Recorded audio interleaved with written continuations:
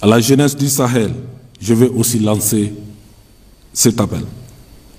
Jeunes du Faso, du Mali, du Niger, ce combat que nous avons commencé est surtout le vôtre. La réussite de ce combat dépendra uniquement de vous, de votre engagement, de votre mobilisation et de votre capacité à défendre la souveraineté du Sahel. Et n'oubliez jamais, où que vous soyez, cette citation de feu Thomas Sankara, ancien président du Faso, je cite, « Si nous ne nous battons pas pour nous libérer, ils se battront pour nous garder esclaves à vie. » Alors, jeunes du Sahel, battons-nous pour nous libérer, battons-nous pour notre dignité, battons-nous pour ne pas être esclaves, battons-nous pour ne pas être recolonisés, car la recolonisation est le pire des maux. Battons-nous, jeunes du Sahel, et soyons des remparts pour les transitions en cours sur cette terre bénie du Sahel. Car, pour faire mienne cette phrase historique du chef de l'État du Mali, le président en exercice de la Confédération des États du Sahel, colonel Assimi Goïta, je cite, « Je suis jeune au même titre que vous. Si j'échoue, c'est la jeunesse qui aura échoué. » Chers collègues,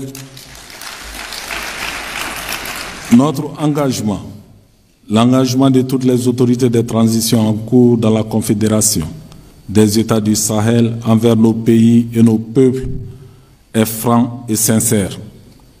Une seule volonté nous anime, servir humblement les Sahéliens et les Sahéliens avec honneur et dignité.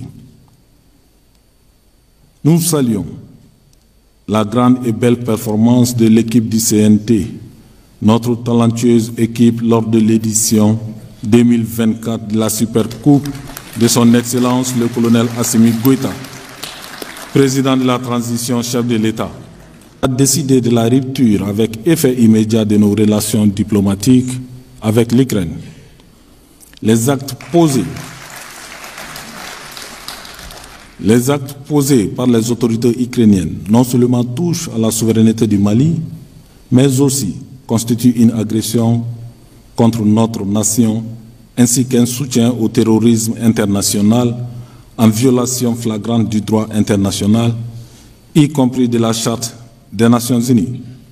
Le Conseil national de transition condamne fermement cette attaque injustifiée contre notre pays. Nous soutenons toutes les mesures adoptées par le gouvernement contre les agissements des autorités ukrainiennes. Nous sommes également en total accord avec la décision du gouvernement qui a demandé à l'ambassadeur de Suède, le 9 août 2024, de quitter notre pays dans les 72 heures suite aux propos hostiles de son gouvernement. C'est le lieu de saluer la réaction prompte et diligente de l'ensemble des autorités de la Confédération des États du Sahel face à cette implication inacceptable des autorités ukrainiennes et de leurs alliés dans les affaires internes de notre Confédération en général et de notre pays en particulier. Cela prouve que nous formons une même famille. Et lorsqu'un membre de la famille est injustement menacé, il est du devoir des autres de le défendre. La Confédération des États du Sahel atteindra ses objectifs qui sont le respect de notre souveraineté et bouter le terrorisme hors du Sahel. Nous les atteindrons car, comme le rappelait fort le président de la Confédération des chefs d'État de l'Alliance des États du Sahel, le colonel Assimi Goïta, dans son adresse le 16 septembre dernier, la Confédération des États du Sahel est le choix des peuples du Sahel. Vous nous permettrez également de saluer les autres annonces du président de la conférence des chefs de l'État de l'Alliance des États du Sahel, à savoir la mise en circulation du nouveau passeport biométrique de l'AES en vue d'assurer l'harmonisation des documents de voyage dans notre espace commun et de faciliter la mobilité de nos citoyens à travers le monde. La création d'une chaîne d'information commune afin de promouvoir une diffusion harmonieuse des informations dans nos 3 États. Monsieur le Premier ministre, chef du gouvernement, distingués invités, Mesdames et Messieurs, vous vous souviendrez que le mardi 17 septembre 2024, des groupes armés terroristes ont tenté de s'infiltrer à l'école de gendarmerie nationale de Faladje et à l'aéroport international président Modibo Keïta. Face à cette tentative désespérée de ces individus sans foi ni loi aux objectifs inavoués qui ont voulu endeuiller le peuple malien et semer la confusion, et cela au lendemain de la fête de Maouloud, le Conseil national de transition a salué la prompte, déterminée et professionnelle réaction de nos forces de défense et de sécurité. Nous réitérons notre condamnation avec vigueur et fermeté de ces attaques lâches et barbares contre nos forces de défense et de sécurité. L'objectif de ces attaques perfides et lâches à l'approche du 64e anniversaire de notre indépendance était de terroriser nos populations, instaurer la peur face à notre peuple déterminé. Ils ont échoué et ils échoueront toujours, car notre peuple est un peuple averti désormais. Oui, le vaillant peuple du Mali, digne descendant des glorieux empereurs, est un peuple averti qui préfère marcher fièrement, la tête haute, le regard fixe vers un État souverain, unifié et pacifié, que de courir les yeux fermés dans une impasse conceptuelle dite démocratique. Car ceux qui se croient aujourd'hui maîtres de cette démocratie n'ont malheureusement pas été des bons élèves à la matière. Notre réalité est loin d'être leur préoccupation et leur rêve est notre échec.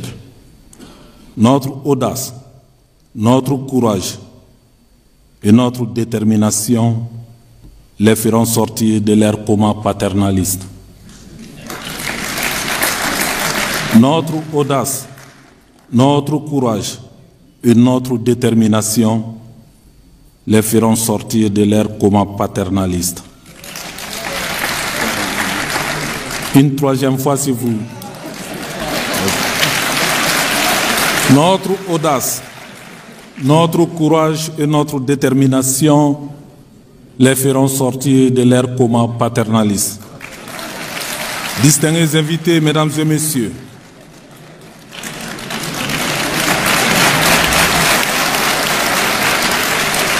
distingués invités, Mesdames et Messieurs, Tizawaten, Barça Logo, Tilaberi, et ce silence, ces lourds silences, ces silences de mort, ces silences difficilement compréhensibles de certaines chancelleries, surtout africaines.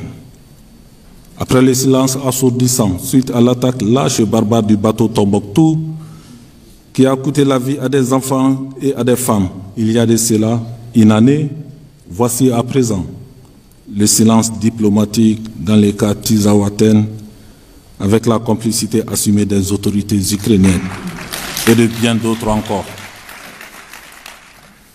Ce silence aussi, notre peuple, le brave et vaillant peuple de l'Alliance des États du Sahel, saura s'en souvenir. La culture du Sahel nous enseigne que la douleur est temporaire, mais la dignité reste éternelle.